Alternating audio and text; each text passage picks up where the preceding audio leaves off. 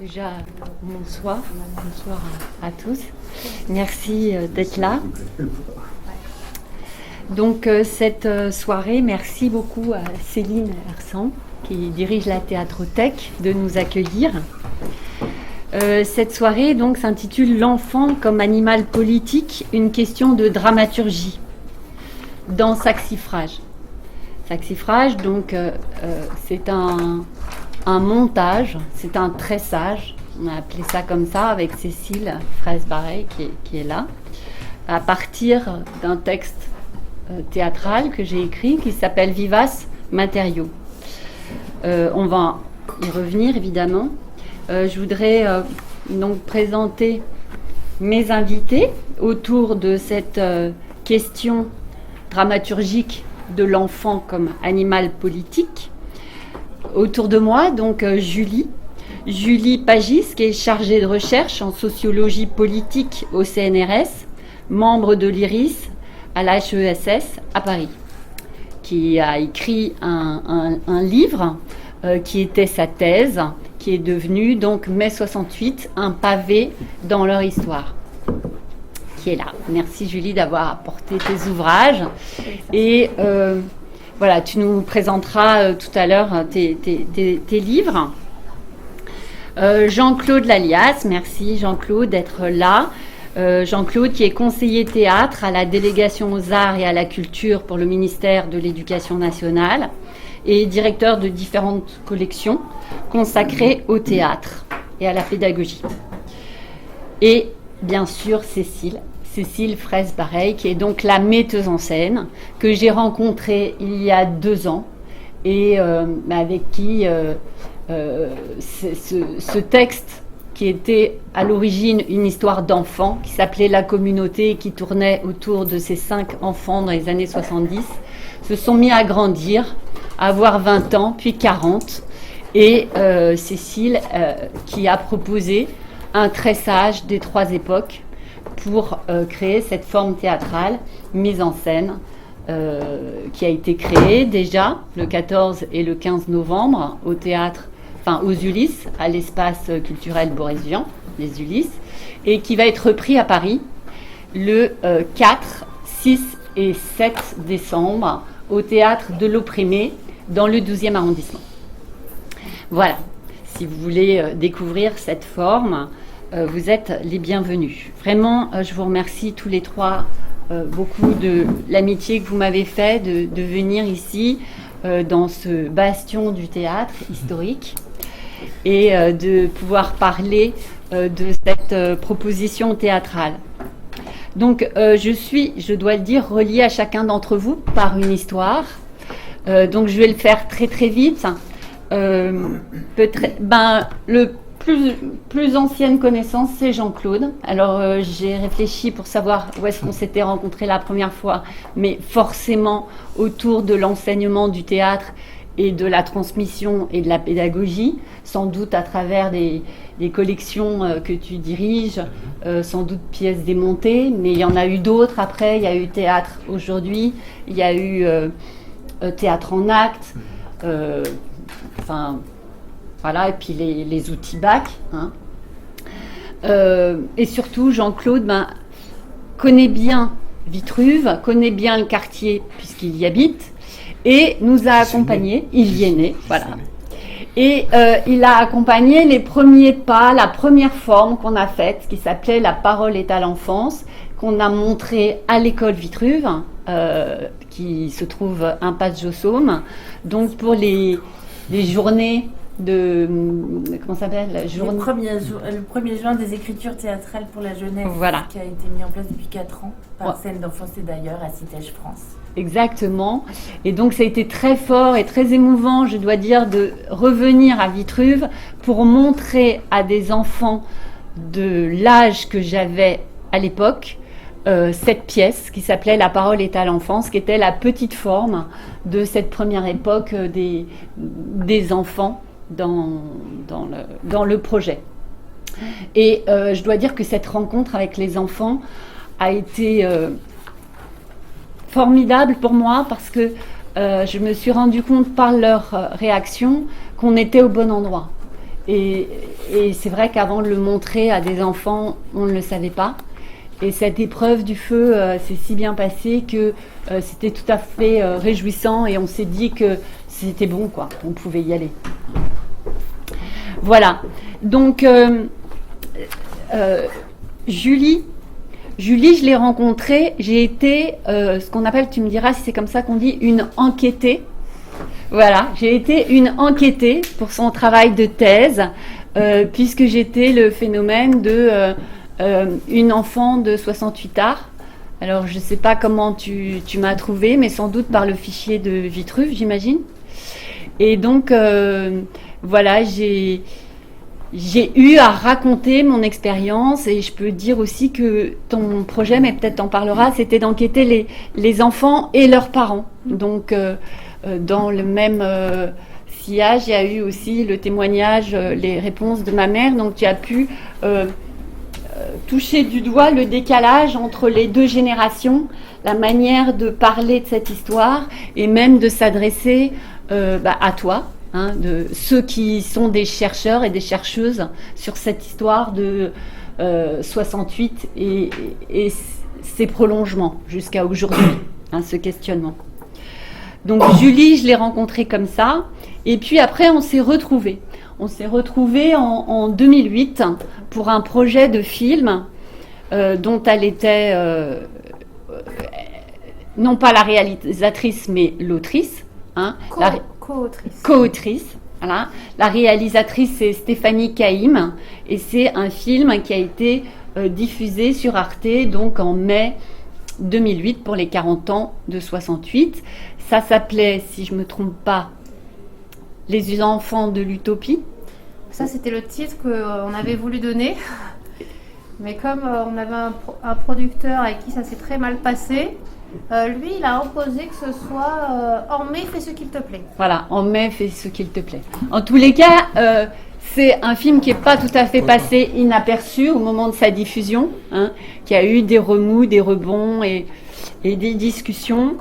Et je dois dire que pour moi, ça a été, je pense, la pierre de touche d'un rebond intérieur qui m'a fait questionner et retrouver peut-être cet enfant que j'avais pu être et que j'avais enfoui vraiment sous des couches et des couches. Et je dois même dire que cet enfant, je ne l'avais pas seulement enfoui, je l'avais rejeté. Je l'avais rejeté pendant de nombreuses années. Comme étant comme si c'était une tare finalement d'être passé par là. On en parlait tout à l'heure avec Jean-Claude en prenant un thé. La question, la difficulté pour ces enfants-là, c'est peut-être justement de se retomber sur leurs pattes et comment s'insérer dans un système normal quand on vient, quand on a été plongé dans un système où l'enfant est au centre de toutes les décisions. Comment on apprend à fermer sa bouche et écouter le maître et obéir après. Pour certains, c'est difficile. Alors pour moi j'ai été contorsionniste en fait. J'ai essayé de... je crois que j'avais... bon, je suis enseignante, hein, j'ai été enseignante assez jeune. Enfin, dans ma trajectoire, j'avais mes deux fils, le théâtre d'un côté, l'enseignement de l'autre. Et j'ai toujours souhaité comprendre le maître que j'avais en face de moi et partager avec lui son amour, enfin voilà, qu'on ait un terrain commun. Donc mon exercice de contorsionniste a consisté à comprendre les objets littéraires essentiellement qu'on me présentait et voir en quoi ces objets pouvaient pour moi être des personnages importants, enfin voilà, c'est assez logiquement, je crois, que les personnages les plus importants de la littérature ont été des personnages de théâtre. Et la rencontre très forte, évidemment, avec les spectacles de l'époque, de ma jeunesse, qui sont pour moi les émotions les plus fortes que j'ai eues, que ce soit Mouchkine, Vitesse, les premiers Jean-Pierre Vincent. Quand je dis les premiers, c'est les premiers que j'ai vus, évidemment. Mariage de Figaro, je crois que c'était 86 ou quelque chose comme ça. Enfin, disons dans les années 80, Peter Brook. Marcon, Dominique Blanc. Voilà, Marcon et Dominique Blanc dans le Mariage de Figaro. Enfin voilà, donc ces émotions-là, je m'y retrouvais, moi. Je m'y retrouvais dans ces objets d'enseignement et j'ai cherché effectivement à me faire un chemin à travers cet amour de la littérature, qui passait aussi d'ailleurs par, je vais le dire puisque Pierrette est là, par l'amour de mes enseignants. Et ça a compté beaucoup, voilà. Pierrette qui a été une enseignante à moi en Cagne, enfin l'enseignante, voilà. Donc je les ai encore, mes amours de jeunesse, ils sont là autour de cette table. C'est pas pour rien, c'est dire à quel point c'était fort pour moi, ces rencontres de l'enseignement et du théâtre. Et c'est comme ça qu'on s'est rencontrés aussi, puisque après je me suis faite passeuse. Voilà, bon. Je vais pas rentrer trop dans les détails de ma vie. Je voudrais poser au commencement cette enfance particulière dans le cadre des années post-68 et dans le cadre de cette école, l'école Vitruve. Alors, ce que j'ai proposé comme axe, c'était le pouvoir aux enfants pour changer le monde. Cette école, je tiens à le rappeler, parce qu'aujourd'hui, on associe expérience pédagogique avec des associations privées. Enfin, voilà, on est obligé de trouver des petites niches, parce que dans l'école publique, on ne trouve pas ces espaces-là d'expérience pédagogique.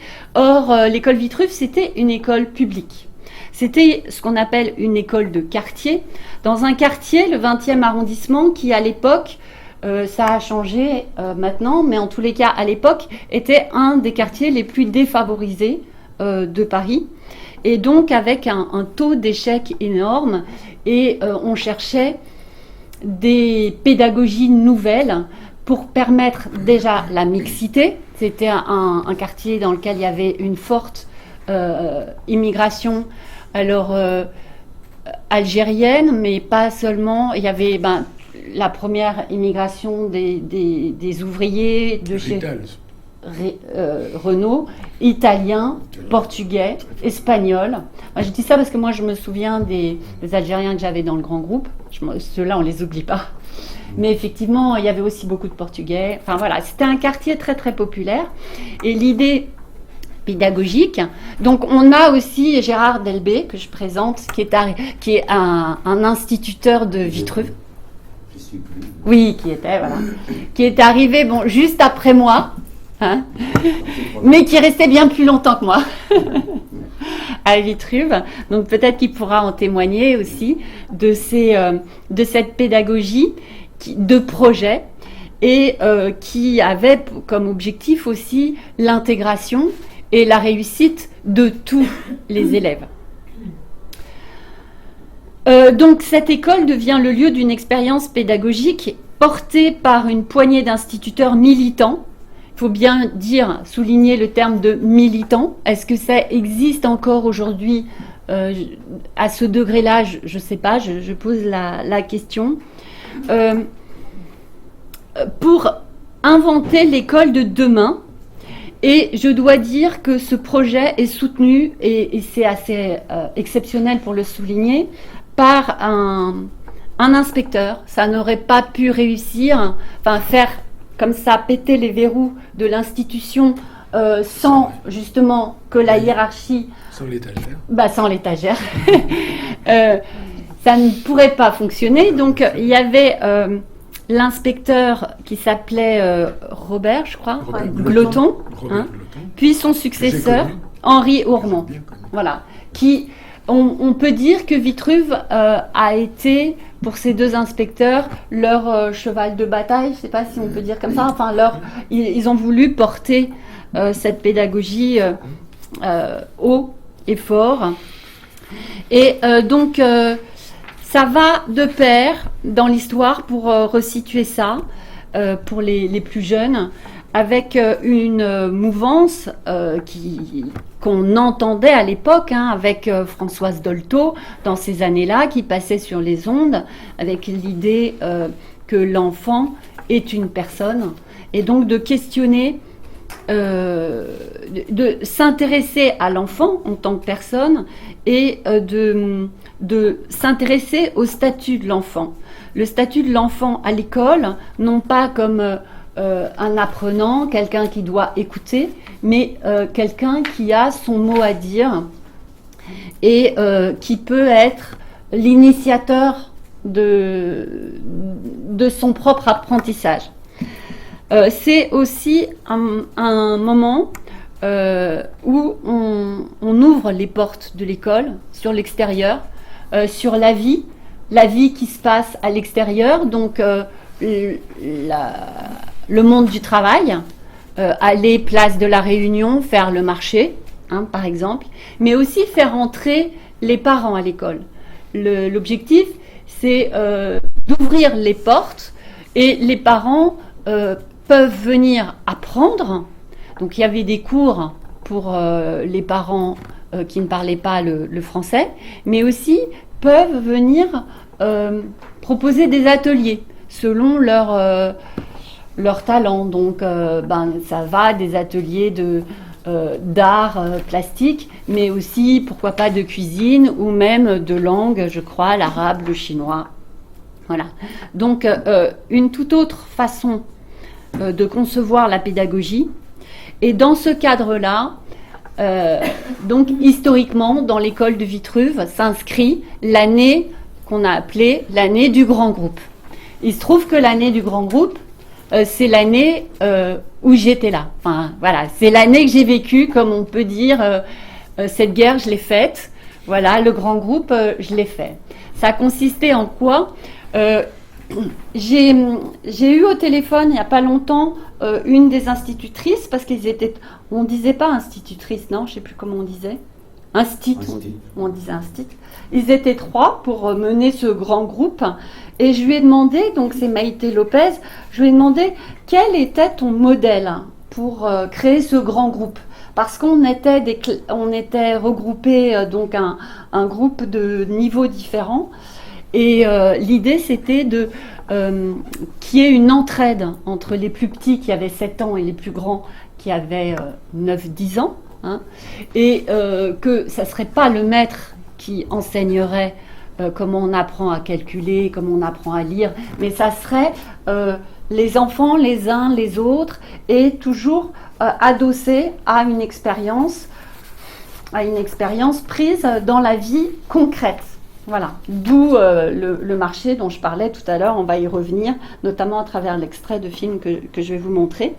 Et donc Maïté m'a dit, en fait, mon modèle, c'était l'école communale à la campagne, où j'ai été chez mes grands-parents en Vendée, où il y avait une seule classe et où tous les enfants étaient réunis. Et donc, par la force des choses, en fait, les plus grands aidaient les plus petits, et on apprenait l'autonomie, l'autogestion, des choses qui vont être les maîtres mots dans les années 70.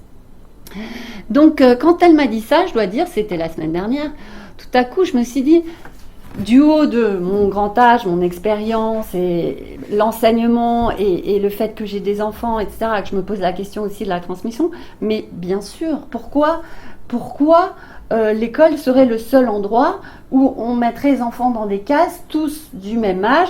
Dans la vie, ça circule comme ça, et on peut transmettre justement parce que l'autre est plus petit, ou parce qu'il ne sait pas, etc. Et ça fait grandir tout le monde. Donc, voilà, au retour de cette... Bon, je vais pas parler trop longtemps, parce que je voudrais juste lire 2 mots de la préface de Robert Glotton. de sa préface, donc d'un livre qui a été publié. En fait, la forme originale du livre, vous allez sentir la patte de la fabrication. C'est ça. Alors, si je me souviens bien, le mot, c'est ronéotype, c'est ça? Oui, Ouais, c'est ronéotype, ronéotypé, oui. ouais. Voilà. Donc, on a fabriqué, on l'a écrit évidemment, on l'a tapé et on l'a fabriqué après, en tournant comme ça et en brochant. La Renéo. Voilà. Donc ça se faisait à l'intérieur de l'école. Donc il y avait des dessins, là c'est un dessin à moi, et des écritures qui racontaient une expérience assez extraordinaire, puisqu'elle m'a tellement marquée que j'ai fini par en faire une pièce. Enfin, disons que c'est le terreau, la matrice qui m'a servi à écrire la pièce que Cécile, le premier volet de la pièce que Cécile met en scène. Ce grand groupe a fait un projet qui portait sur un spectacle de cirque qui s'appelait le Cirque étoilé, évidemment. C'était je pense, c'était le moment de la piste aux étoiles, donc ça a un peu contaminé le titre de notre spectacle. Et le Cirque étoilé, en fait, chaque groupe d'enfants préparait un numéro. Donc il y avait les lions, les acrobates, la magie, les clowns, et préparait aussi toute la logistique. Donc les affiches, les tracts, la pub et l'organisation de la tournée qui, ça je l'ai compris plus tard, s'est faite sur les terres de Maïté, qui était originaire des Pyrénées, c'est ça. Donc on a pris un train de nuit, on était plus qu'une trentaine, et on est allé dans un petit village des Pyrénées pour montrer notre cirque, le jouer, récolter de l'argent, donc c'était au chapeau, et permettre à cette bande d'enfants de faire un périple comme ça à travers les Pyrénées. L'idée, c'était d'arriver jusqu'à Saint-Jean-de-Luz. Et de faire une marche, je crois, qui faisait à peu près 200 km entre le petit village qui était notre base et puis l'arrivée à Saint-Jean-de-Luz. En réalité, il y a eu beaucoup de péripéties et on a été rattrapés par les bretelles et le fond du pantalon. On a dû rentrer plus tôt parce que ça faisait un peu du barouf jusqu'au rectorat, finalement, cette histoire d'enfants. J'allais pas dire perdu dans les Pyrénées, mais je peux vous montrer des photos, voilà, des photos assez extraordinaires, enfin vous en verrez sur le film, où on a fait une marche au mois de mai dans les Pyrénées sous la neige, traverser des forêts, dormir dans des granges, marcher avec des bottes en caoutchouc, ne pas savoir forcément le matin où on allait dormir le soir, dormant dans des granges, des gymnases, voilà. Donc ça c'est une chose, je vous promets qu'on l'a fait. Quand j'y pense aujourd'hui, je me dis mais nous, quand je dis nous, c'est enseignants. Quand il y a eu le plan Vigipirate, on pouvait même pas emmener nos élèves au théâtre avec le théâtre du coin. Donc, on était partenaires à cause du plan Vigipirate des élèves de théâtre, qui avaient un abonnement, qui allaient voir toutes les pièces. Je me dis mais et pourtant voilà, j'ai vécu ces deux choses-là, ne pas pouvoir emmener mes élèves. Enfin, je l'ai fait quand même, sans l'autorisation, contre le principal le proviseur du lycée, mais on voit le grand écart en une génération comme ça, ce qu'on a perdu, la liberté qu'on a perdue, et que les enfants, du coup, ont perdu. Et ça se répercute sur la créativité, sur l'imaginaire, sur les productions, sur la pensée, tout simplement. Voilà, donc j'ai été un petit peu longue. Je vais vous lire Voilà, donc ce livre-là a été publié. Donc ce livre, il date de 1974, en rentrant de la tournée. À chaud, on l'a écrit à chaud, évidemment. Et il a été publié 4 ans après, en 1978, avec l'adjonction de la partie écrite par les instits. Et ça, je dois dire que je l'ai découvert plus tard, le livre des adultes, et j'ai tout compris. Je veux dire par là que ce que j'avais vécu de plein pied comme ça, de mon expérience, de ma hauteur de mes 9 ans, quand j'ai lu le projet des adultes qui avait conduit à cette aventure-là du cirque étoilé, tout à coup, je me suis dit, ah, mais en fait, ils avaient tout calculé, ils avaient tout préparé. Enfin, finalement, on était un peu les cobayes d'un projet pédagogique qui était une expérience. Hein. D'ailleurs, on appelait cette école Vitruve une école expérimentale. Hein.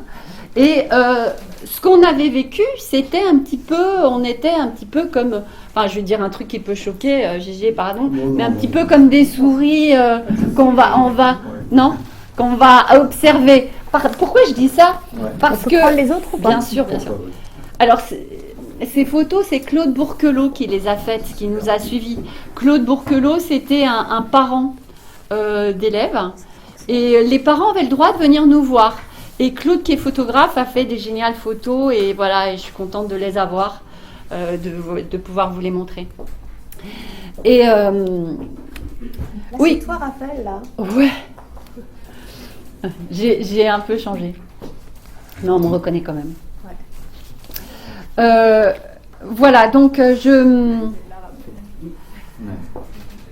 quand j'ai compris que on avait été observé, comment je l'ai compris? En lisant le livre des adultes, donc bien après, en fait, je me suis rendu compte que tout ce qu'on vivait, c'était une expérience in vivo, quoi. Voilà. Et que les instits tenaient aussi un journal. Et ce que moi je vivais de plein pied, et c'était à la vie, à la mort, pour les instits, c'était aussi un objet d'étude.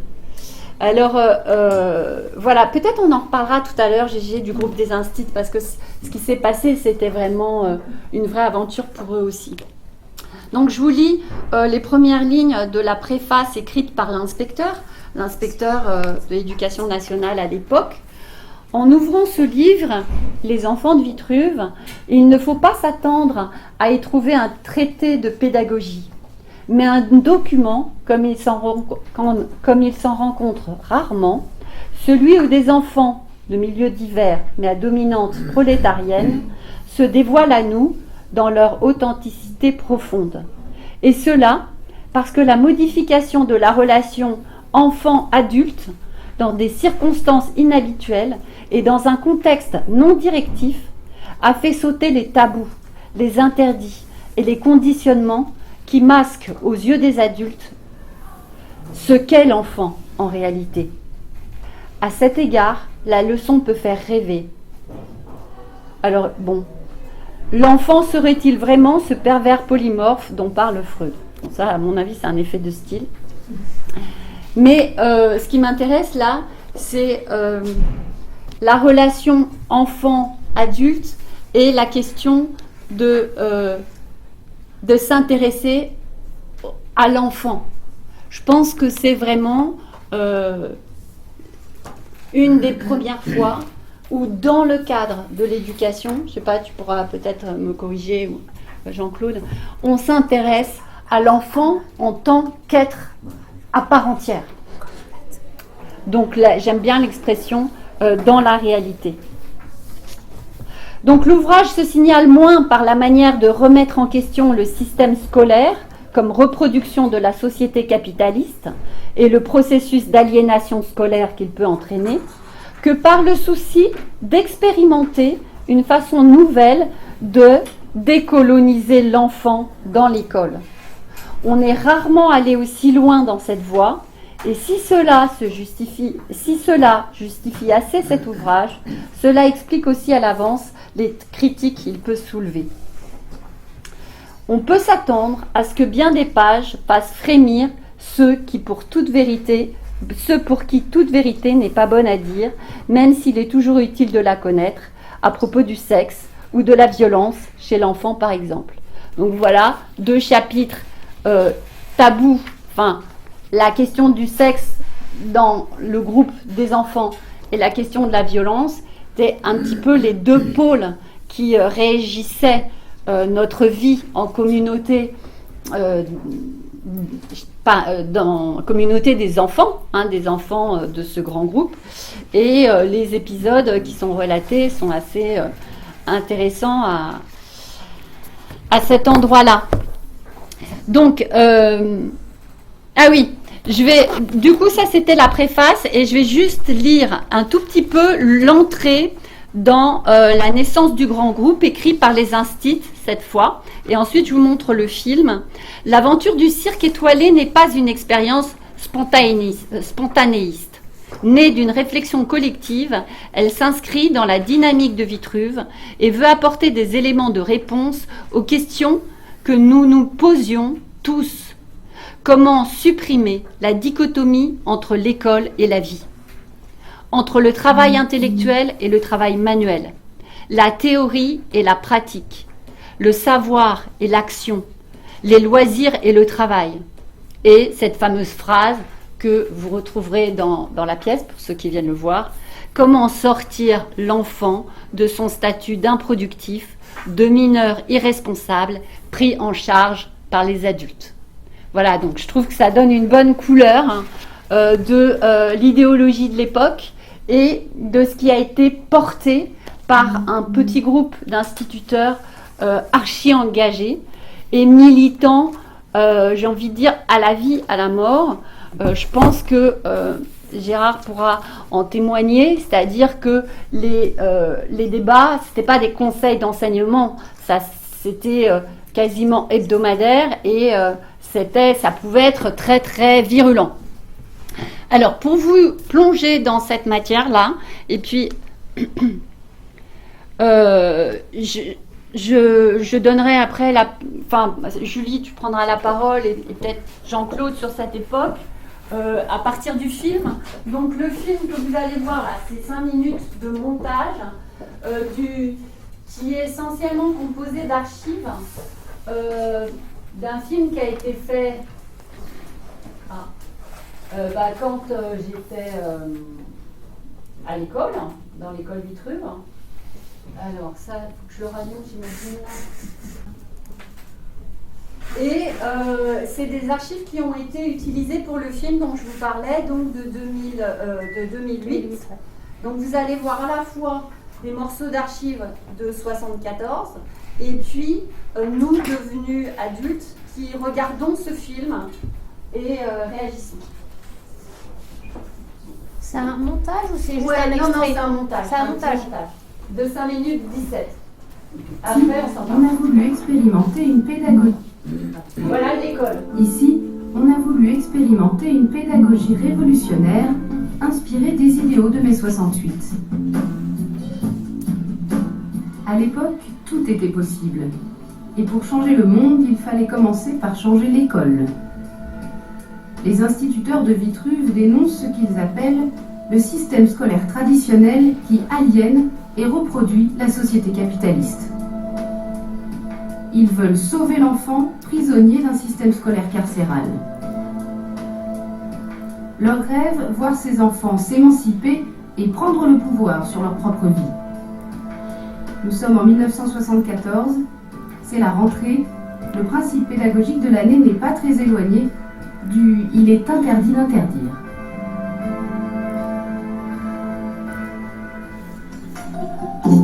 Les maîtres d'œuvre de ce projet sont les instituteurs Henri et Maïté. Ils veulent réinventer l'école et décident de réunir 3 classes de niveaux différents, CE1, CE2 et CM1. Ils appelleront cela le grand groupe. Influencés par le marxisme, Henri et Maïté veulent que les enfants participent à un travail productif. C'est de la pédagogie par l'action. Les instituteurs écrivent alors « Nous cherchons à sortir l'enfant de son statut d'improductif, de minus irresponsable, surprotégé, pris en charge par les adultes. » Il y avait cet aspect effectivement qui va être idéologique, qui est une vie simple, saine, près du réel de nos fondamentaux, en dehors de la consommation, des notions de confort. C'était la vie rustique, un peu la vie pauvre. À la limite, on les apprenait à devenir de futurs SDF, en douceur. Le fameux grand groupe teste un second projet. L'idée est de monter un spectacle de cirque. Les enfants préparent tout eux-mêmes. Décors, costumes et scénario des numéros.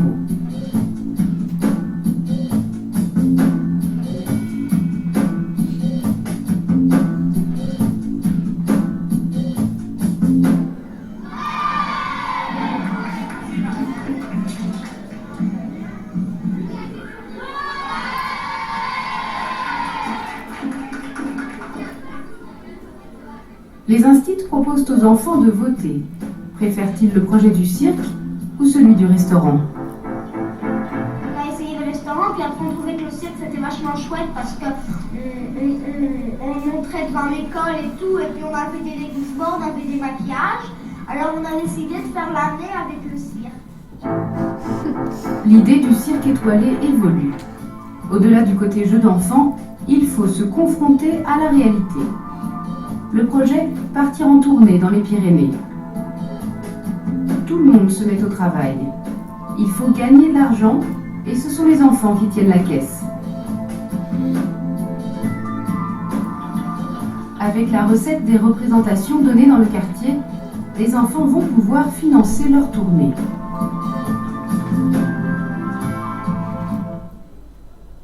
Beaucoup dans la destruction de l'école traditionnelle. De détruire la structure classe qui était une tranche d'âge homogène, etc. Le bonheur, c'est quand c'est le bordel, en fait.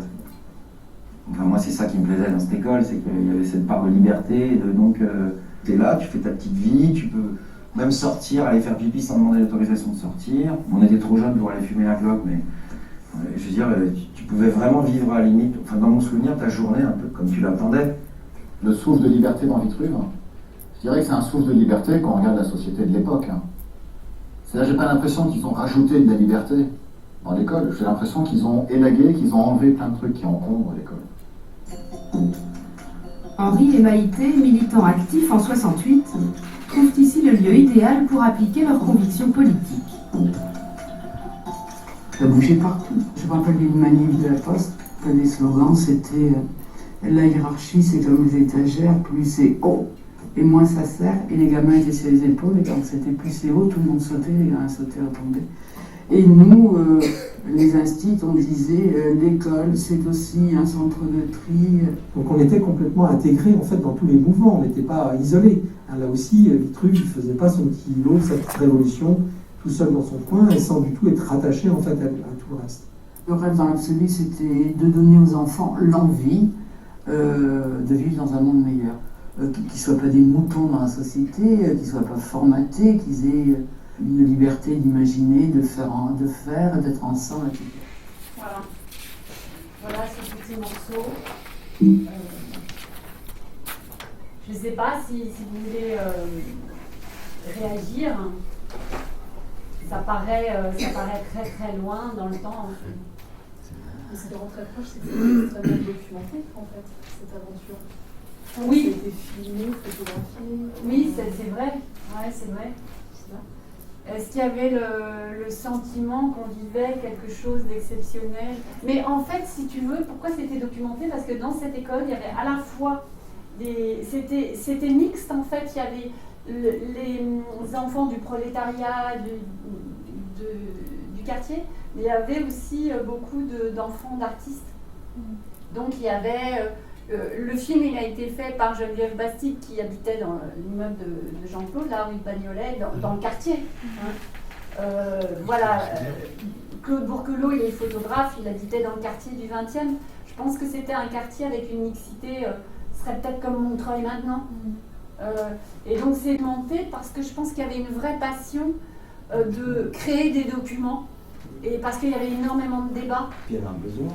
Il y avait un besoin, et puis il y avait Michel Carré, Jean-Michel Carré, qui avait alerté les bébés. Bien sûr. C'est-à-dire que c'était une école qui bougeait tellement et qui rayonnait sur le quartier. Il y avait des fêtes très très importantes de quartier. Je peux peut-être dire une chose, parce que comme je suis un vieux du quartier, l'expérience de Vitruve, on fait une erreur de perspective si on pense qu'elle est première. Ouais. C'est-à-dire que dans le quartier, dans le 20e, d'abord, un truc tout à fait simple, c'est qu'il n'y avait pas de lycée pour les garçons dans le 20e. Donc, c'est-à-dire la population du 20e dont je faisais partie était destinée, évidemment, à aller au travail, pas à faire d'études.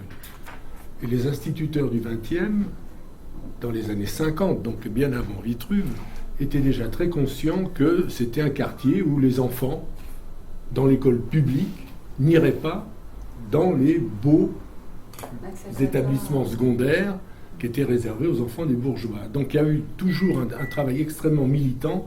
Moi, j'ai fait mes études dans le quartier, non pas à Vitruve au départ, mais à l'école Lesseps, où il y avait une association des instituteurs du 20e qui s'appelait la Fraternelle. C'était pas pour rien, c'est qu'à chaque fois, nous, enfants, on allait faire du jeu dramatique sur le mur des fédérés au moment des fêtes de la Commune. Donc l'idée de Vitruve n'est pas née de rien. Elle est née d'un terreau, et quand vous parlez de Robert Glotton, c'était déjà quand j'étais enfant, il était déjà instituteur dans le 20e. Donc voilà, il faut mettre les choses dans cette perspective. Je pense que c'est assez important. Et l'autre chose que je pense utile à dire sur l'expérience de Vitruve, c'est qu'elle a radicalisé des idées pédagogiques antérieures. Bon, alors on pourrait bien sûr, ça c'est presque une chose banale, mais c'est vraiment Livre aux enfants de Summerhill qui a inondé la pensée pédagogique des années 60, disons de 65 à 75, pendant 10 ans. Alors il y a eu plein de mouvements, il y a eu évidemment Vitruve était l'école expérimentale pionnière et qui a vraiment été très très différent des autres. Mais plein d'écoles, encore une fois dans le 20e, faisaient des expériences pédagogiques. Faire des spectacles, par exemple, n'est pas même avec un grand groupe, n'est pas une nouveauté de Vitruve. Il y en a eu à Lesseps. Il y en a eu et là, à l'école. auto... Non, mais il y en a eu. Moi, j'ai fait des spectacles, je suis désolé, j'ai fait des spectacles avec des grands qui venaient nous faire jouer. Donc, qui étaient sortis de l'école et qui revenaient grâce à la Fraternelle, pendant les heures de cours, nous fait faire du théâtre dans la cour et on faisait des fêtes. Donc, ce que je veux dire, c'est qu'il y avait un bouillonnement. Je pense que c'est très important de situer Vitruve comme un point vraiment bien plus important et plus radicalisé. Mais il y avait, dans les écoles du 20e, beaucoup d'effervescence. Ça, moi, je peux en témoigner comme enfant, puisque j'ai eu la chance de vivre vraiment avec des artistes. Par exemple, à l'école des Lesseps, des peintres du quartier venaient le jeudi. Il n'y avait pas d'école, mais on ouvrait l'école et le jeudi, on faisait tous de la peinture avec des peintres du coin. Donc c'est quand même, il n'y a pas d'autres quartiers où on faisait ça. Je veux dire, donc voilà. C'est sûr. Mais je veux juste dire que la particularité, alors tu vas me dire si ça se faisait ailleurs, c'est qu'il fallait gagner de l'argent. Et moi, je me souviens qu'il fallait qu'on ait un fonds pour rouler. Oui. Et donc, il fallait que chaque enfant rapporte 25 francs, je me souviens très bien. Et on avait entre 7 et 9 ans quand même. Hein. Et il fallait que chaque enfant se débrouille pour rapporter 25 francs en ayant travaillé. C'est-à-dire qu'on l'avait... C'était pas donné par le grand-oncle. Il n'y a aucune comparaison. Je ne veux surtout pas dire que Vitruve est banal. Non, mais cette question d'économie était aussi... Je veux dire, il y avait un terreau. Il faut savoir, c'est que c'est pas né... C'est pas une excuse, c'est pas né de rien. En fait, il y avait trois. J'ai pas tout moi relu, mais effectivement, j'avais travaillé ça dans ma thèse.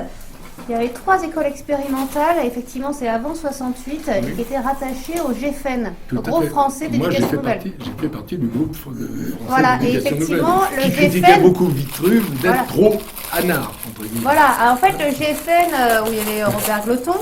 Voilà. Donc dans ce groupe expérimental du 20e, il y avait 3 écoles. Et effectivement, il y en avait une qui était plus communiste, une plus gauchiste, et je me demande si c'est pas les Lesseps qui était plus PC. C'était... Ah, il était pas dedans ? Il y en avait 3. Le groupe expérimental, il est né en 62 avec Glotton. Voilà, ça c'est Glotton monte le groupe expérimental, mais en fait, il monte 40 classes expérimentales. Je vais peut-être très rapidement pour remettre les choses au point. Il monte 40 classes expérimentales simplement parce que on est toujours dans une stratégie, avec Vitruve, on a appris ça aussi de Glotton, on est dans une stratégie d'essayer de mettre en confusion un peu les autorités, parce que sinon c'est très difficile de passer. Tout à fait. Donc Glotton décide de monter 40 classes expérimentales, c'est ce qu'il appelle, lui, 40 classes. Et en fait, il les regroupe sur 3 ou 4 endroits. Il y a Vitruve, c'est l'endroit principal, parce que c'est l'endroit, effectivement, comme je l'ai dit tout à l'heure, qui est un endroit lamentable au niveau des résultats scolaires, et puis dans d'autres endroits. Et petit à petit, la rue Levaux vient s'y adjoindre, voilà. Et bien plus tard, l'école Bretonneau, et bien plus tard, qui n'est pas du tout dans le même quartier, c'est un quartier, on va pas dire bourgeois, mais enfin c'est un quartier, la place Gambetta est un quartier un peu plus aisé, on va dire. Donc au départ, c'est monté, c'est un groupe expérimental, c'est un ensemble d'instituts, effectivement, qui se rencontrent. Et le ton fait des rencontres entre les instituts pour essayer de faire monter tout ça. C'est vrai qu'au bout d'un certain temps, 68 vient là-dessus, donc Vitruve est né avant 68, on va dire. Et petit à petit, les choses vont entrer en déliquescence parce que Gloton va partir en retraite, parce que, etc. Et puis que le groupe expérimental a abouti quelque part et on va passer à autre chose. Et à ce moment-là, on crée un modèle d'école expérimentale auquel vont se joindre un certain nombre de choses. Il faut signaler qu'historiquement, l'école Vitruve a toujours refusé. Le plus grand refuseur d'école expérimentale, c'était Henri Chaillet. Donc on voit, pour l'instit, ils étaient absolument contre le fait que Vitruve soit une école expérimentale parce qu'il ne fallait pas être différent des autres écoles du quartier, justement. Voilà. Alors, sur ce principe, ils ont été très différents. Grandes engueulades parce que tout le monde n'était pas d'accord sur cette position. Et dans les cahiers d'études que je suis en train d'étudier, là, on voit bien que ça chie les bulles. C'est pas si simple que ça. Parce qu'il y en a qui voulaient quand même avoir une protection pour essayer de manœuvrer là-dedans. Voilà. Alors après, c'est vrai que l'ESSEF, c'est une école comme les autres autour, comme Planchat, comme d'autres. Voilà. Mais le statut et la réalité expérimentale, c'est vrai que Vitruve l'a eu de manière très, très longue. Et moi, je te parle des années avant 60. Oui, les après, années 55, moi je connais pas trop. 55-60. Mais c'est vrai que les relations entre les écoles du quartier avec Vitruve ont été extrêmement tendues. Enfin, très tendues. Très tendues. Voilà. Alors moi, ce que je voudrais poser comme question là, puisque c'est un peu l'histoire de cette écriture, c'est aussi d'arriver jusqu'à aujourd'hui. C'est-à-dire, est-ce que cette pédagogie, est-ce que c'est une utopie du passé ou est-ce qu'il existe des bulles, enfin des oasis, je sais pas, ou des dispositifs, je pensais aux dispositifs dans l'éducation nationale, voilà, qui pourraient réinsuffler, où l'enfant pourrait retrouver un petit peu cette place où il est producteur d'imaginaire. Donc on a des enseignantes, on n'a pas du tout fait de tour de table, on aurait pu parce qu'on n'est pas si nombreux que ça, mais en tous les cas, il y a une enseignante que je connais, voilà, qui est en charge justement d'adolescents aujourd'hui, et Cécile aussi qui travaille pas mal avec des dispositifs qu'on propose aux artistes, qui sont un petit peu justement ces médiateurs entre la vraie vie, l'art et l'école, et évidemment Jean-Claude aussi qui s'y connaît en matière de dispositifs artistiques. Julie, je sais pas, enfin voilà, si on pouvait questionner cet aspect-là de est-ce qu'on est dans une utopie du passé ou cette utopie peut avoir une place aujourd'hui différemment évidemment, mais voilà. Là, c'est une question que je pose en fait, parce que j'ai pas forcément la réponse. Enfin, moi, j'ai un peu réfléchi à ta question. La connaissant. Ce que je crois, c'est que le système éducatif, contrairement aux années 60 dont on parle, où il y avait quand même, avec les secousses de 68, il y a eu un ébranlement qu'on n'imagine peut-être plus aujourd'hui. Mais il y a eu un vrai ébranlement de la machine. Et la réponse, elle a été très libérale déjà à l'époque. Moi, je l'ai vécu comme tout jeune prof après. C'est-à-dire qu'on a concédé 10% du temps où les profs faisaient ce qu'ils voulaient. Ça a l'air de rien. Mais les 10%, ça a été une concession pour dire vous allez faire ce que vous voulez, y compris casser les groupes. Donc 10%, ça fissure la maison quand même. On n'imagine pas aujourd'hui ce que ce serait 10% du temps où les gens feraient vraiment ce qu'ils veulent dans les bahuts. Je pense que ça serait assez important.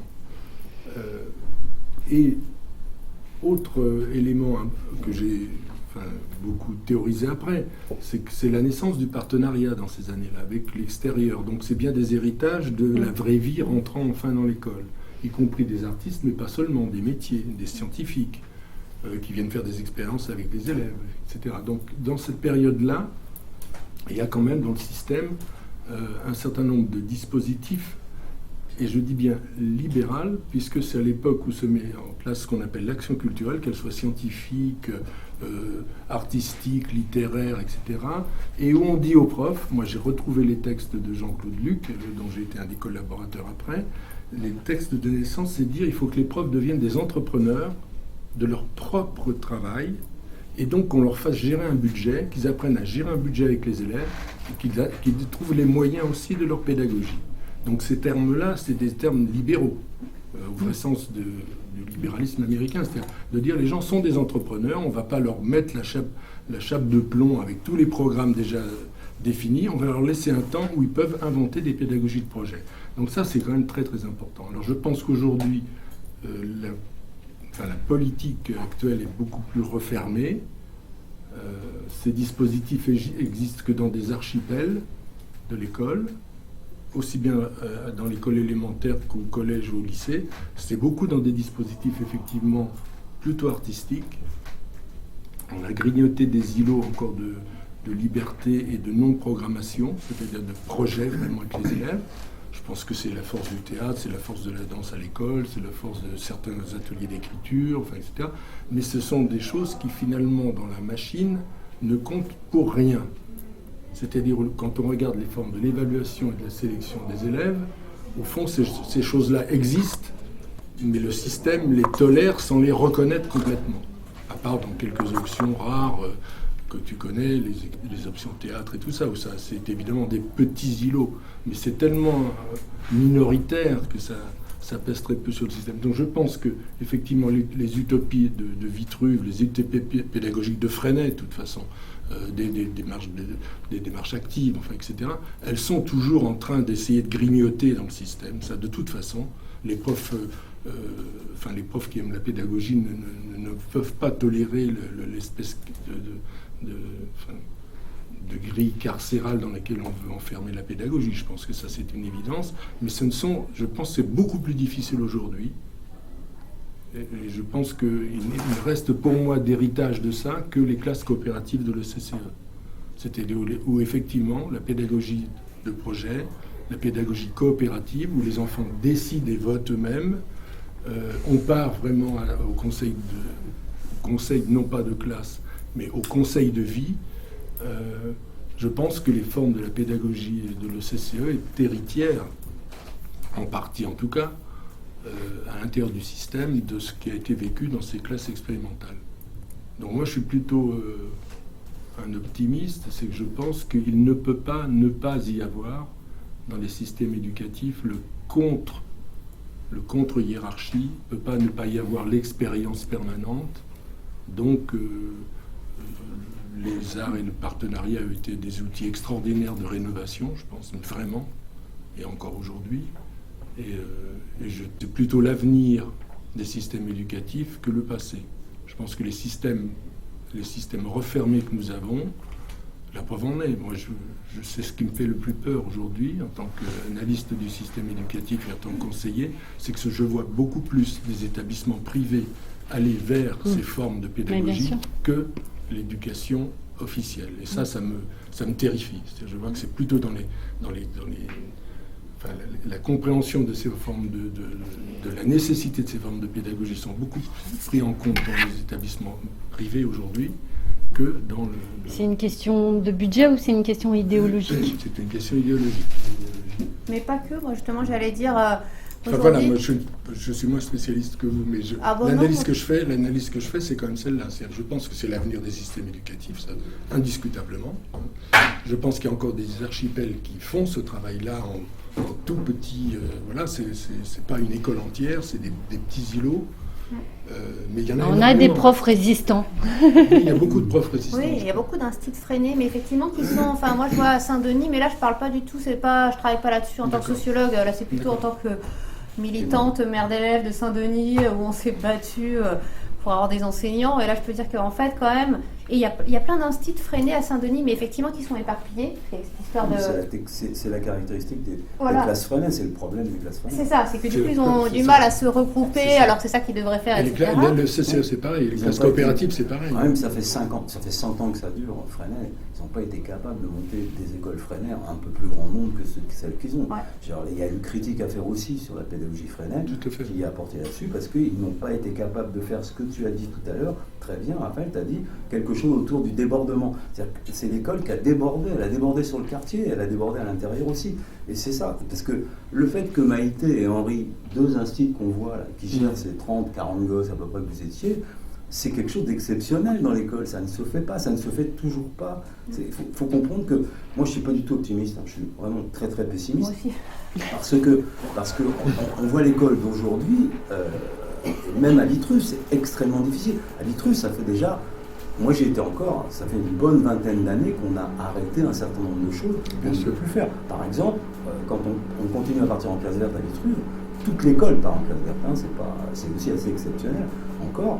Mais c'est extrêmement réglementé. C'est-à-dire qu'aujourd'hui, il faut qu'on annonce aux autorités les jours, les nuits où on va dormir et où on va dormir.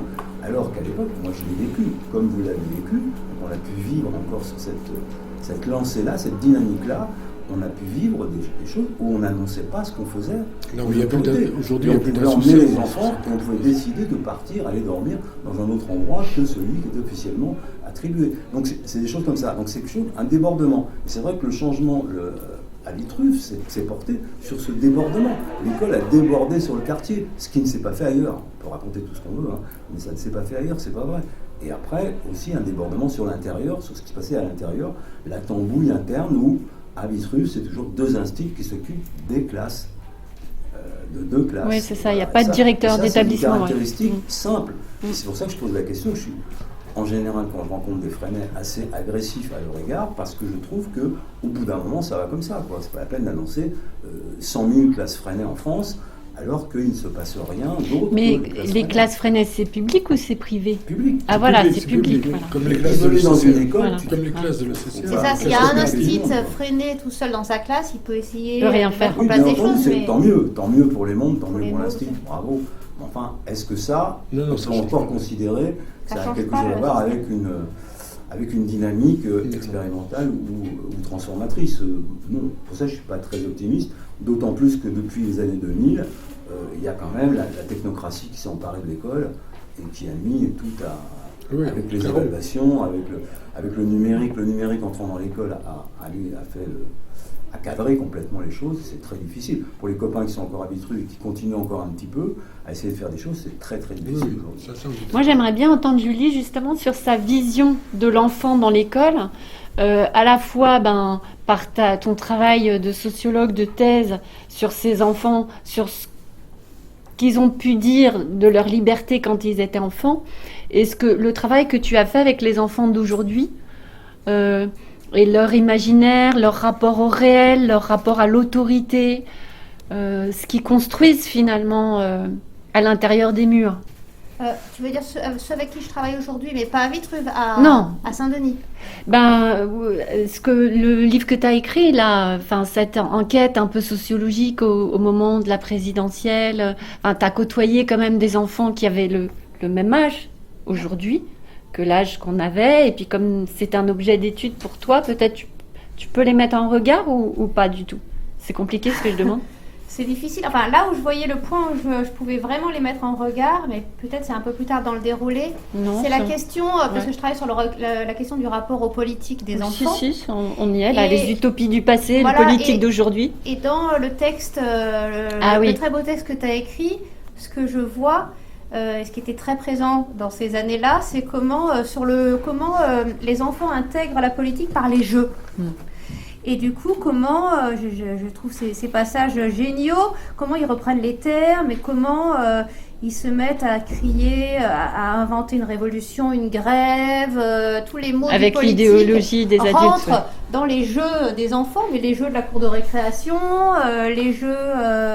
ils parlent d'ennemis de classe, etc. Et donc tout ça, ça rentrait dans votre quotidien Et en fait, je m'aperçois là en travaillant sur les enfants et les gilets jaunes, mais donc dans une école publique d'un quartier très populaire de Saint-Denis, où je suis allée cette année enquêter et puis interroger les enfants sur la question, leur rapport aux politiques. Et ben en fait, j'ai découvert, alors c'était pas le cas dans toutes les écoles, je sais pas si c'était le cas à Vitruve, mais là ils jouaient au jeu des gilets jaunes dans la cour, et donc je les ai interrogés là-dessus, et donc ils disaient, ils m'ont dit, en fait il y a les gilets jaunes, il y a les casseurs, et puis il y a la police.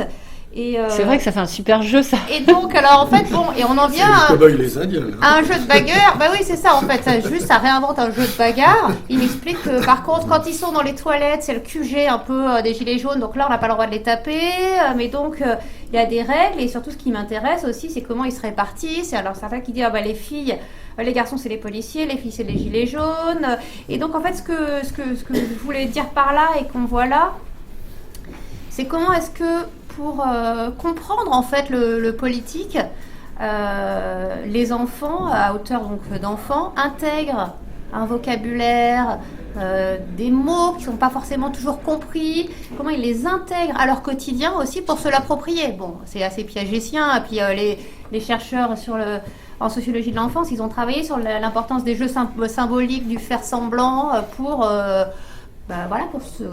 intégrer la réalité sociale et politique. Et du coup, c'était plus là-dessus, parce que par contre, en t'écoutant, puis en ayant travaillé sur le Vitruve des années 70, parce qu'après, en fait, j'y suis retournée à Vitruve avec un collègue pour faire une enquête pendant 2 ans, en 2010-2012. Ça avait déjà beaucoup évolué, et par rapport à ce qu'on disait sur le côté où, et je suis d'accord que moi je trouve aussi malheureux que en fait maintenant les gens qui veulent mettre leurs enfants qui s'intéressent aux pédagogies alternatives, c'est en fait souvent ils les mettent dans le privé, et souvent ça devient en fait un moyen de sortir leurs enfants de l'école, et donc ça recrée un entre-soi qui moi me révolte en fait. et qu'en plus c'est au nom de principes sympathiques pour leurs enfants, en fait ce qu'ils font c'est être sûr qu'ils les laissent entre eux. Et du coup c'est pour ça que moi j'ai aussi beaucoup, mais en même temps c'est une question qui me taraude tout le temps. Moi j'ai beaucoup aussi évolué par rapport à ces questions. J'étais fascinée par le fonctionnement de Vitruve à l'époque, mais aujourd'hui quand je me pose la question de où est-ce que j'allais mettre mes enfants à l'école, il était hors de question qu'ils n'aillent pas dans le public à Saint-Denis avec tout le monde, parce que sinon en fait c'est toujours très compliqué cette question-là. Et effectivement après on peut le déplorer, et on peut se demander effectivement comment faire pour qu'il y ait des lieux dans le public. Mais je pense, c'est pour ça que je reviens au budget, c'est pour ça que je suis aussi un peu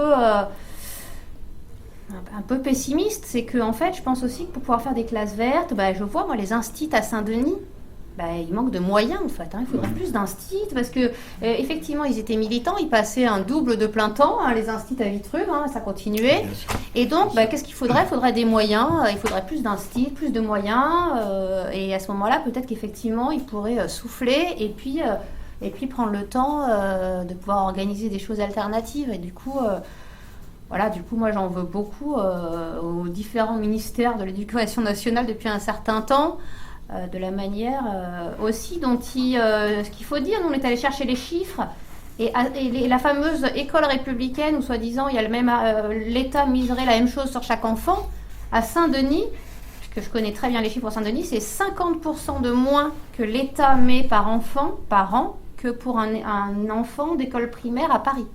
Dans des collèges et lycées, ça va de 1 à 10. Voilà.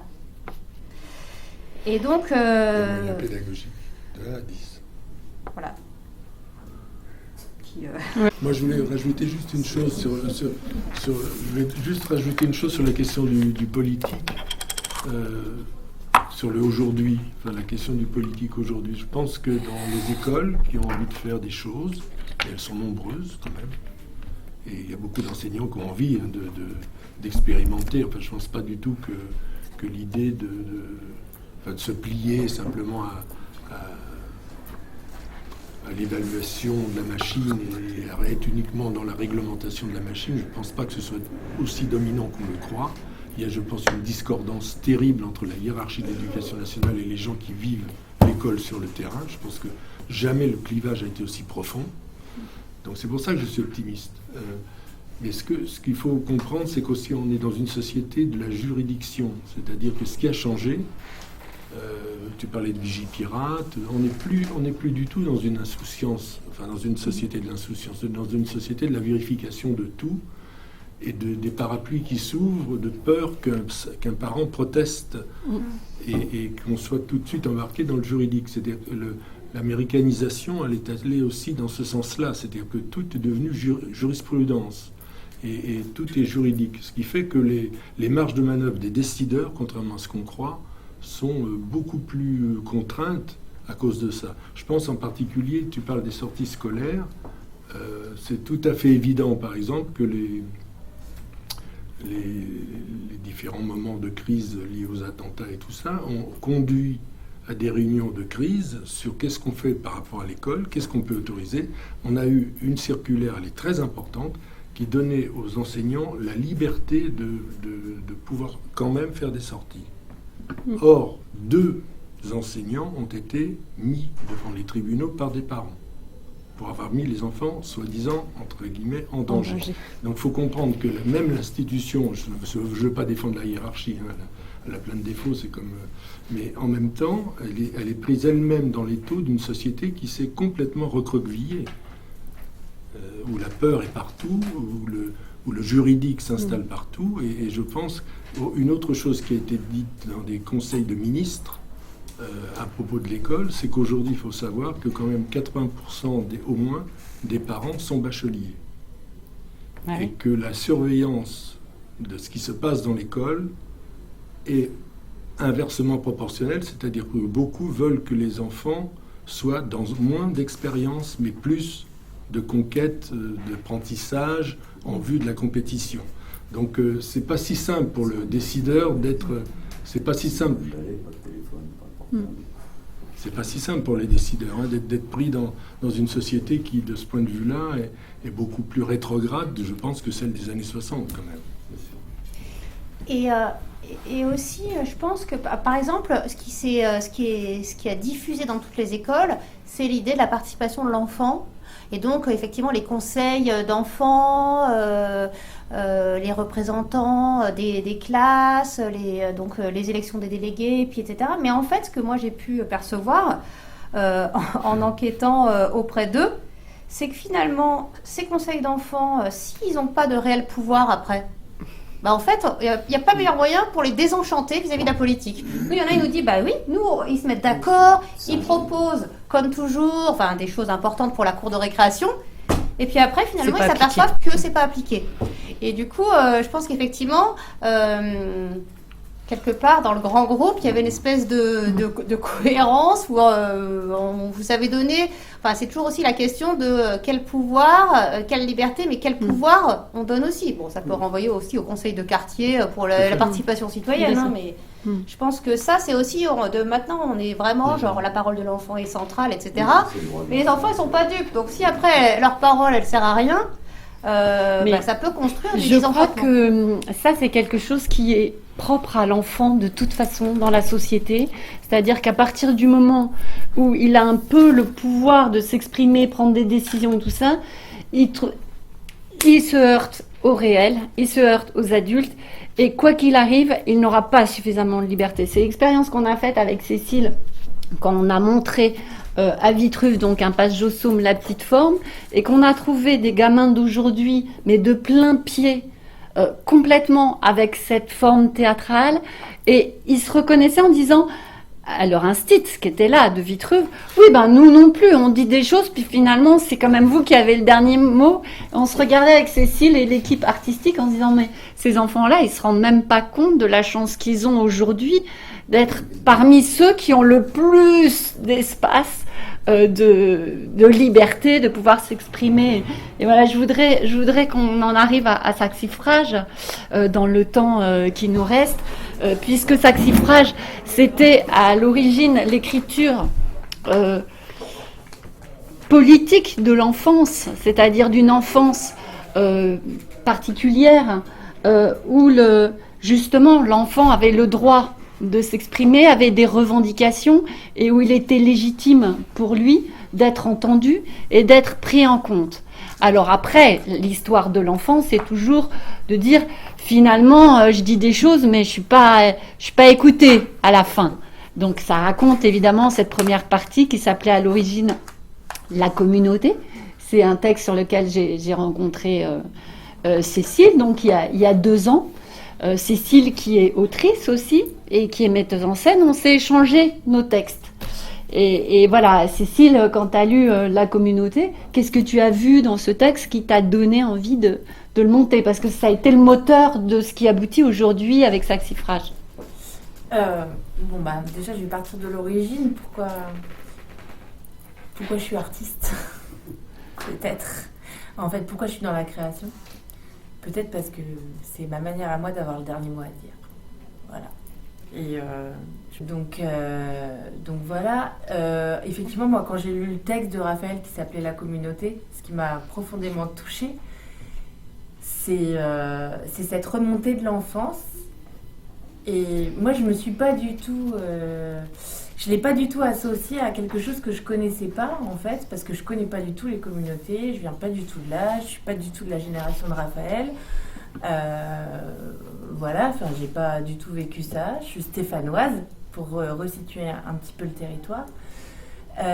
Mais je trouvais qu'il y avait une manière de parler de ces enfants qui était extrêmement riche, mais qui me ressemblait aussi, ces enfants. Il faut savoir qu'aussi je suis artiste parce que moi j'ai toujours la sensation qu'une personne, elle est tous les âges de la vie à la fois. Il n'y a pas...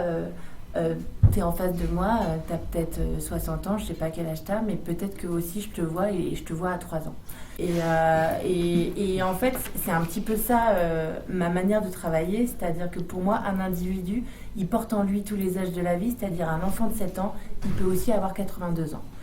Et donc, je fais pas de séparation d'âge dans un individu, donc dans une parole de quelqu'un. Je fais pas d'âge. En revanche, je fais une séparation de génération. Parce que les générations, on vit pas la même chose au même moment dans la vie, en fait. Et je me rends compte que moi, ma génération, elle n'a pas du tout vécu ce que ces enfants ont vécu dans la communauté.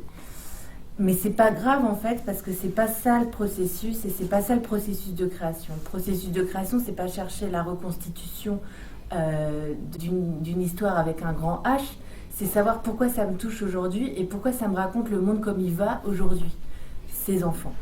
Et effectivement, des fois, on ne sait pas comment on parle, pour qui on parle, et pourquoi on a ça dans notre bouche, et pourquoi on a ces mots-là pour parler de quelque chose. Et après, quand on y réfléchit, on se dit « Oh là là, mais en fait, j'ai emprunté les mots de quelqu'un, là, c'était pas mes mots à moi, c'était les mots de Simone de Beauvoir. » Je dis n'importe quoi.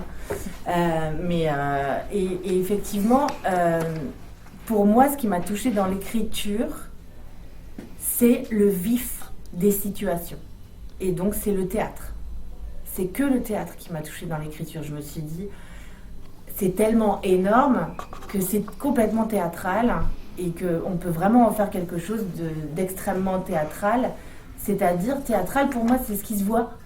Et c'est ce qui se voit n'importe quand, à n'importe quel moment, à n'importe quel âge. Donc c'est ça qui m'a intéressée.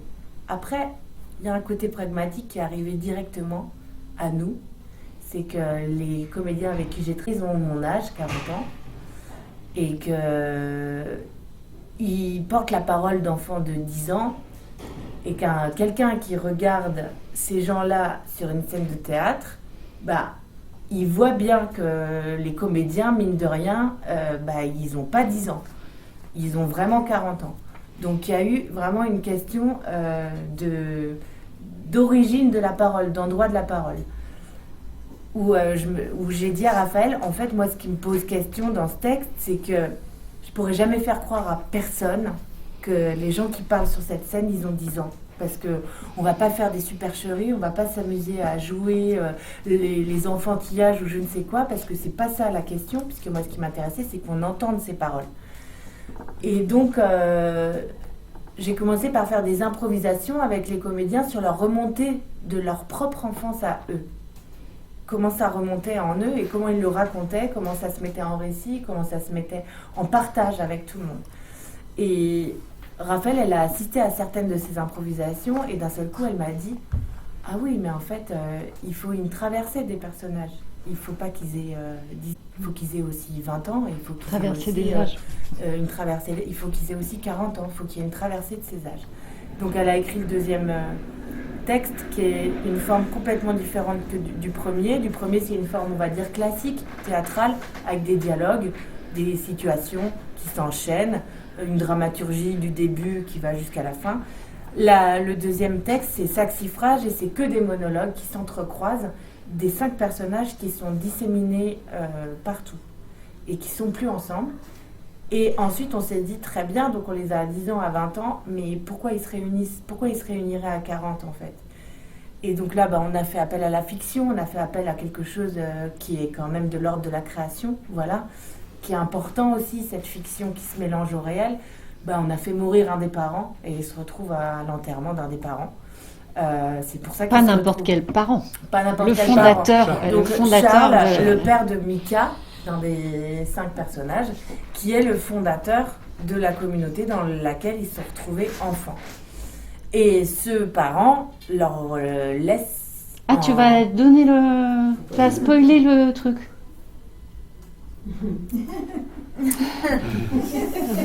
Donc, je pense que je ne spoil rien en disant ce que j'allais dire. Mais vas-y. Pas. Et en fait, voilà, donc ça a été l'origine des retrouvailles de ces personnages. Mais je ne vais pas spoiler le truc en disant que quand même, il y a quelque chose de fondamental dans ce spectacle et dans la fiction. Moi, je suis metteuse en scène en 2019, donc le temps de la représentation, il est en 2019, en novembre 2019, mais il se trouve que le temps de la fiction, il se passe le 22 juin 2002.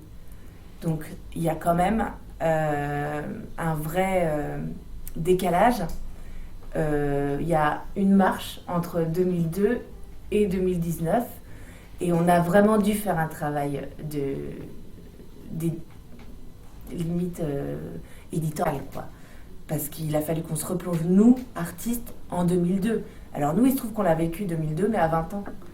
Donc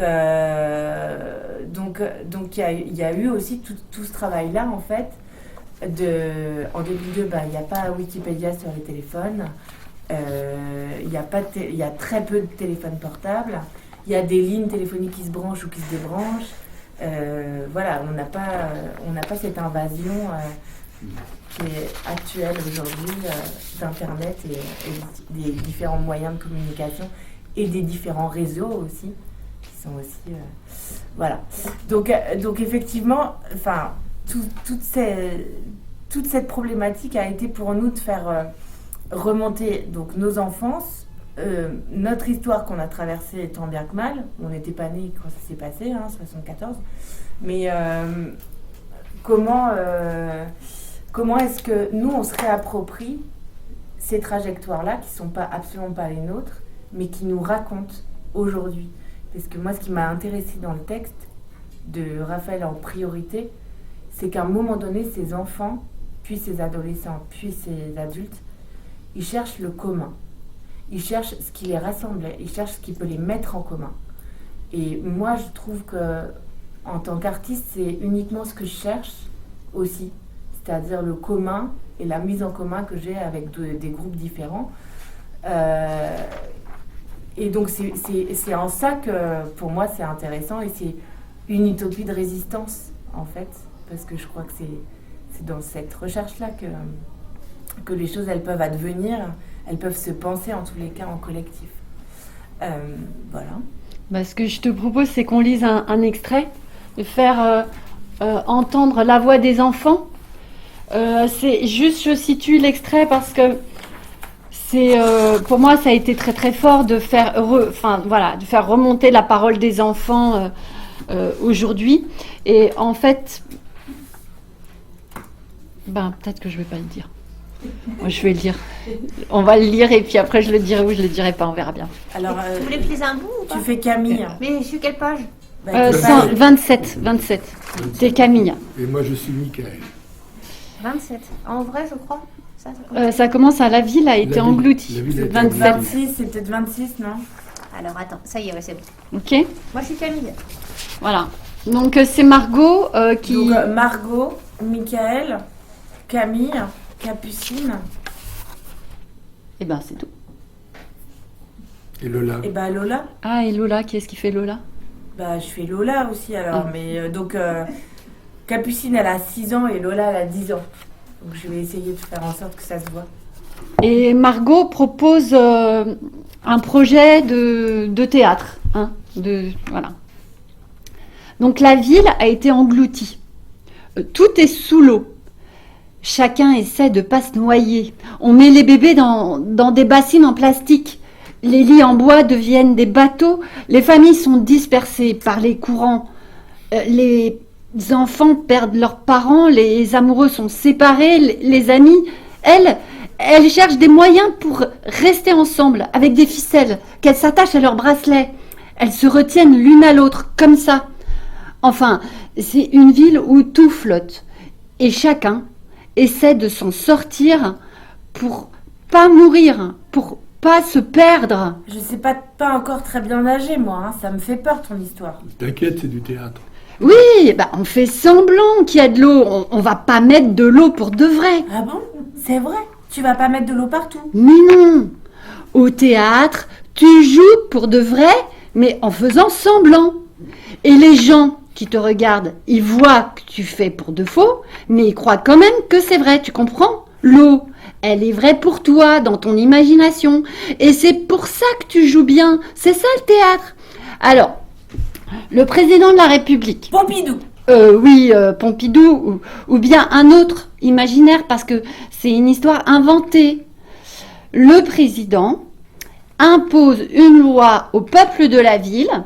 Il leur dit que ce sont tous des ouvriers et qu'ils doivent tous, les hommes, les femmes, les enfants et même les vieillards, tous, ils doivent remplir des bouteilles pour enlever toute l'eau de la ville. Et chaque famille doit remplir plein de bouteilles en fonction du nombre de personnes qu'il y a dans la famille. Évidemment, c'est un nombre de bouteilles énorme. C'est donc un travail très très fatigant. Et les bébés? Quoi, les bébés? Mais non, pas les bébés. Il faut être capable quand même. Disons, à partir de 3 ans. Tu remplis des bouteilles en fonction de ton âge. Alors combien il faut que je remplisse moi? 6 ans, ça fait 6 fois 100 bouteilles par jour. Tu vois? Ça fait beaucoup. 600 bouteilles. Et après, tu les mets où tes bouteilles? Ouais, ça fait beaucoup de bouteilles. Alors, chaque famille les entrepose dans les caves. Alors, on commence à vider l'eau des caves, on entasse des bouteilles, et comme ça, on remonte petit à petit que l'eau se vide et que les bouteilles s'entassent. Voilà. Mais le problème, c'est qu'au bout d'un moment, on est envahi par les bouteilles et que les productions de bouteilles vides ne suffisent plus. Alors, le président Pompidou impose à chaque famille de boire une certaine quantité de bouteilles par jour pour vider celles qui sont pleines. Vous comprenez? Parce que quand elles sont vides, elles peuvent resservir. Donc, tout le monde se met à boire, c'est obligatoire, c'est la loi. J'ai compris comment il marche ton système.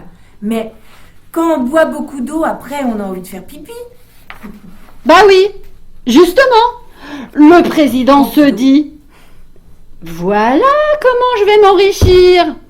Alors, il installe des dames pipi dans des cabinets dans chaque rue. C'est pratique.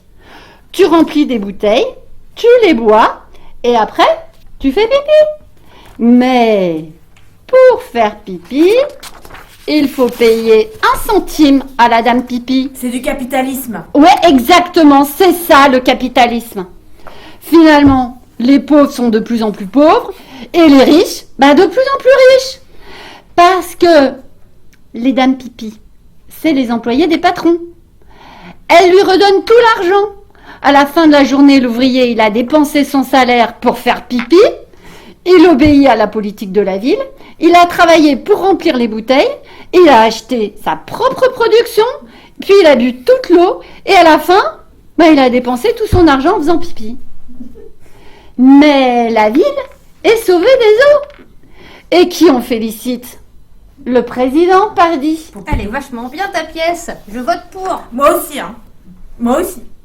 Mais l'ouvrière, elle boit parce qu'elle a soif après toute la journée de travail ou elle boit parce qu'elle est obligée de boire par la loi? Ta pièce, elle est de quel côté? Des ouvriers ou du capitalisme? Ça dépend. Comment on la joue. Ah, ça, c'est un extrait donc de la première partie qui s'appelle Herbe folle maintenant, qui s'appelait La communauté auparavant. Voilà.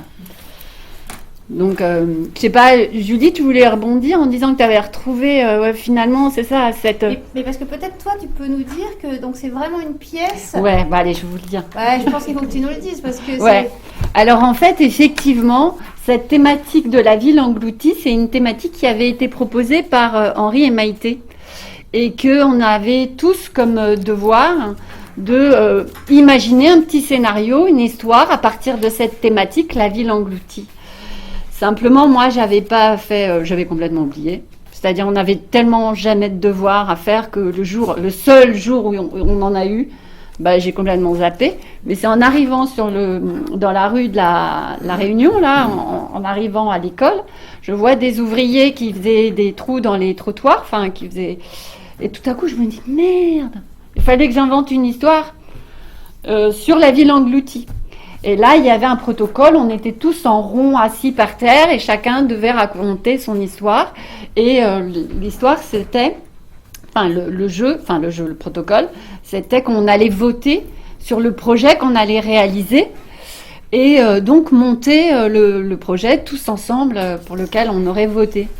Donc, il a fallu que j'improvise mon histoire à partir de mes ouvriers, de la ville engloutie, des bouteilles, etc. Ma pièce s'appelait Les Bouteilles. Et évidemment, pas du tout évidemment, mais bref, elle a été élue. Et on a tous joué les bouteilles. Et j'en ai retrouvé des archives de films filmés par Geneviève Bastide. Voilà. Et donc, je me souviens, je me vois encore chez moi faire le décor de la cave, peindre des escaliers de la cave sur de la toile de jute, parce qu'on produisait tout, les décors, les costumes, etc. Et donc, dans les images, là, on voit les images de spectacles qui sont là. Je ne sais pas si vous vous souvenez, avec des masques, des cartons. On a les deux pieds dans le baril de Bonux.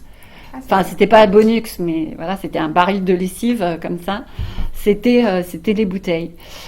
Et très naturellement, voilà, quand j'ai commencé à écrire La communauté, c'est cette histoire des bouteilles qui est remontée. Voilà, de l'eau de la cave est remontée dans ma tête, cette histoire.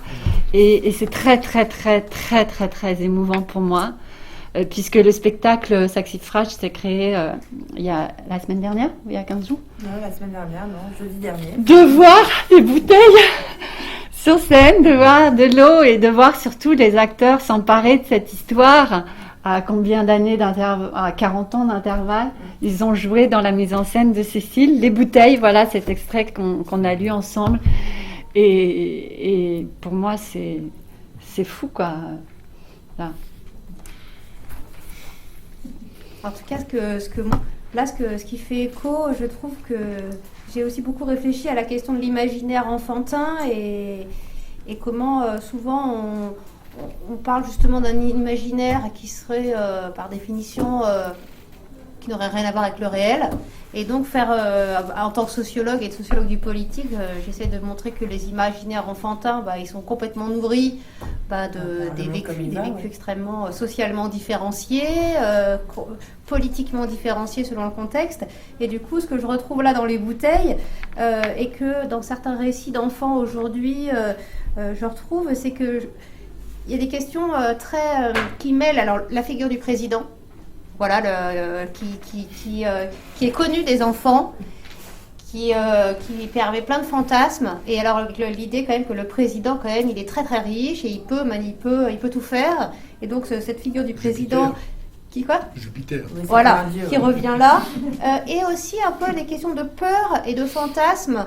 Parce que moi, je trouve j'imagine c'est aussi l'angoisse, hein, ces bouteilles. On se dit, mais ils vont tous mourir. Enfin, il y a ce La ville côté- engloutie. ben, Voilà, c'était- et le côté, comment est-ce que dans ces imaginaires, c'est aussi un moyen de vaincre, en tout cas de faire rentrer ses peurs dans le jeu, comme un moyen aussi de vivre avec.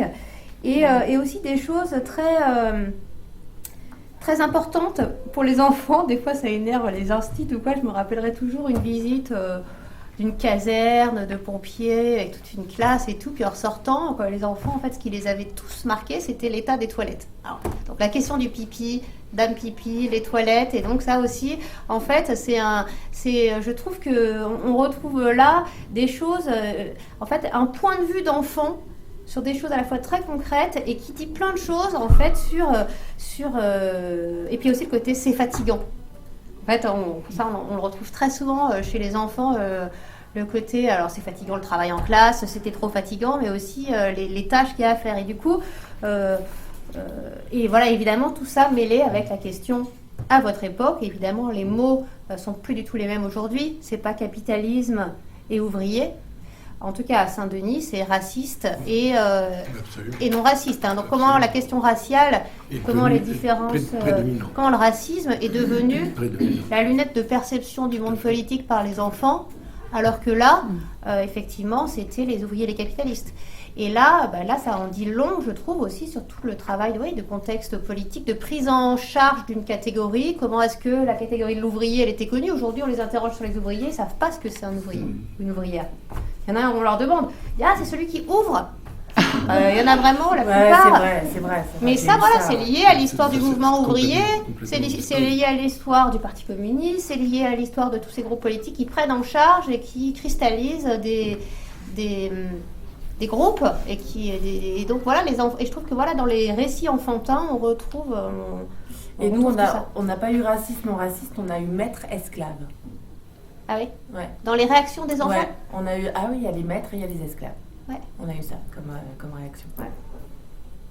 Peut-être ce serait bien d'ouvrir justement dans les minutes qui nous restent là, parce qu'on doit libérer la salle dans 10 minutes, hein, c'est ça Céline, pardon. Je sais pas, comme il y a des enseignants, je sais pas, vous êtes étudiant, vous?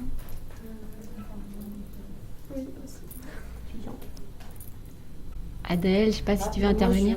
Je sais pas trop parce que je connais très bien le lycée et beaucoup moins les heures qui sont contraintes.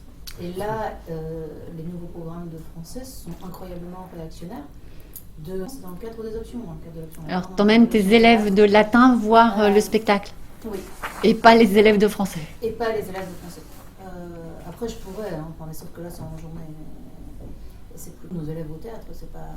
C'est avec les élèves de latin qu'on fait des projets dans les classes de Adèle. Mais ce projet-là qu'on a fait déjà l'année dernière avec Cécile et Raphaël, c'est un projet de choses. Il y a beaucoup de gens qui veulent C'est le contorsionnisme dont je parlais tout à l'heure. Effectivement, il faut pouvoir le caser, il faut trouver des heures pour le faire, il faut se battre contre les collègues qui ne veulent pas qu'on enlève les élèves des contrôles de bac pour venir faire des prêts, etc.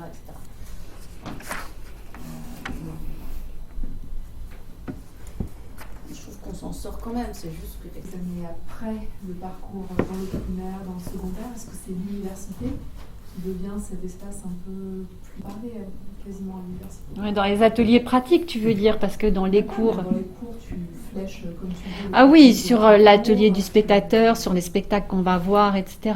Mais... Tu joues des partenariats à droite à gauche. Tout à fait. Tes étudiants faire ci, ça. Enfin, ouais. Est-ce que cette liberté-là, elle n'a pas été reconquise par l'université qui sort tellement théorique Oui, c'est vrai. Je ne sais pas si c'est sentiment de gêne. Mais par contre, du coup, j'ai l'impression que c'est vrai. Là, dans ce qu'on voit avec Raphaël et dans ce que tu écris et en travaillant sur les enfants, c'est bien d'avoir cette liberté que vous avez visiblement en études théâtrales à l'université, mais en tout cas pour marquer les gens et pour avoir quels effets ça peut avoir ces espaces d'utopie mis en pratique. C'est sûr que l'âge, plus on va jeune, plus on peut espérer qu'il y ait des effets et que ça change la vision du monde. C'est-à-dire et puis en plus quand tu t'y prends à l'université, Il y a déjà une grosse sélection sociale. voilà, j'allais dire, il n'y a plus du tout les mêmes. Et ce ne sont que des îlots après. Voilà. Et puis par rapport, je trouve qu'à l'école primaire, il y a un côté où en fait tout le monde est là. Absolument. Alors qu'à l'université, on est déjà de toute façon par section, on est déjà extrêmement trié et en plus on est par section. Et c'est vraiment ce qu'on montre aussi, enfin moi ce que je montre dans la progression du spectacle, les extraits que j'ai choisis, parce que j'ai pas monté tout le texte de Raphaël, j'ai fait un choix. Ouais. Et j'ai montré à quel point l'enfance et ce qu'on vit enfant est vraiment révélateur de ce qu'on va devenir adulte en fait. Et c'est comme ça que j'ai construit la trajectoire des 5 personnages. C'est pour montrer à quel point même la personne qui s'appelle Camille, que tu as lu, qui a occulté en fait, qui arrive dans Rhizome et qui dit « Ah non, mais moi je me rappelle plus de rien, c'est quoi c'était hier, je connais rien ». Et d'un seul coup en fait, il y a tout qui va remonter pour elle à la surface. Et c'est même elle qui va être le plus combative et qui va... Enfin, je ne dis pas ce qui se passe, mais voilà. Et on se rend compte que oui, enfin, ce qu'on vit enfant, c'est fondamental. Des adultes qu'on devient en fait, et de la résistance à la vie aussi. Ouais. Et que ce soit dans la continuité ou en contre, parce que mais moi j'ai envie de dire aussi, c'est peut-être intime, mais Raphaël, je l'écoute aujourd'hui, c'est pas la Raphaël de quand je l'ai rencontré en thèse. Et du coup, je trouve que sur les devenirs des enfants de 68 ans, parce que j'ai fait ma thèse là-dessus, et t'en as parlé, il y a une question de comment trouver sa place dans une société qu'on nous a appris à détester, quand même. Il y a un côté, qu'on nous a appris à critiquer, et que faire de sa différence, en gros. Parce qu'effectivement, ces enfants passés par ces écoles, et avec des parents qui ont eu des pratiques pédagogiques que moi j'ai appelées contre-culturelles, l'idée, c'était effectivement en changeant les enfants, on va changer le monde. Et donc, on faisait des enfants différents. Moi, je dis ça parce que c'est aussi mon vécu. Moi, je suis enfant de 68 arts qui sont partis élever des chèvres. Donc, moi, j'ai grandi avec les chèvres, etc. Et donc, ça fait effectivement des enfants différents, mais qui quand même, très vite, sont confrontés à la vie normale, classique. Et donc, effectivement, après, ça se pose la question de comment on gère cette différence. Et effectivement, il y a des phases, il y a eu des profils très différents et qui peuvent se retrouver et qui peuvent se succéder. Et effectivement, quand je te rends compte, si je ne me trompe, il y avait un côté, mais tu l'as dit, de rejet en fait, un des moyens de faire avec cette différence. Si on en a trop souffert, si c'est un stigmate, si on a l'impression qu'on rate à l'école parce que Vitruve nous a pas appris l'orthographe, à ce moment-là, on peut, un des arrangements avec ce passé, c'est de le refouler. Mais effectivement, ça peut donner un peu plus tard d'autres moments. Donc ça peut être cela, ça peut être en contre, ou alors ça peut être de chercher un peu là, je pense un peu à Juliette. Je sais pas si c'est un peu Lola, non de chercher dans cette société comme elle est des niches où on pourrait actualiser cet héritage qu'on a. C'est un petit peu, tu vois, excuse-moi Julie, c'est un petit peu ce que j'ai voulu à travers ces 3 âges. Montrer ces différentes facettes. Je vais te donner la parole parce que merci d'avoir lu le texte et de pouvoir en parler. Mais ces 5 personnages qui sont issus de la même communauté, en réalité, ils deviennent des adultes très différents les uns des autres, des couleurs complètement différentes. Et c'est aussi l'idée de dire, mais tout le monde, c'est pas parce qu'on a vécu ça qu'on est tous les mêmes. Ouais. C'est pas une génération de, c'est des individualités. Et la question qui se pose, c'est est-ce que ces adultes aussi différents sont capables de faire quelque chose ensemble quand il y a un enjeu qu'il faut le faire.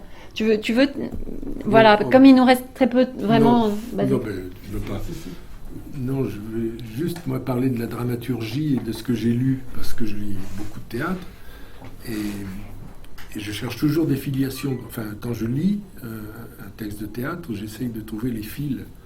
Et ce qui m'intéresse, alors je sais pas quel est le montage qui est fait finalement des 3 pièces que j'ai lues, mais j'ai lu les 3. C'est le plateau qui a décidé. Voilà, ça c'est sûrement le plateau qui a décidé, mais moi j'ai lu Vivace, donc les Herbes folles, Saxifrage et Rhizome, les 3 pièces.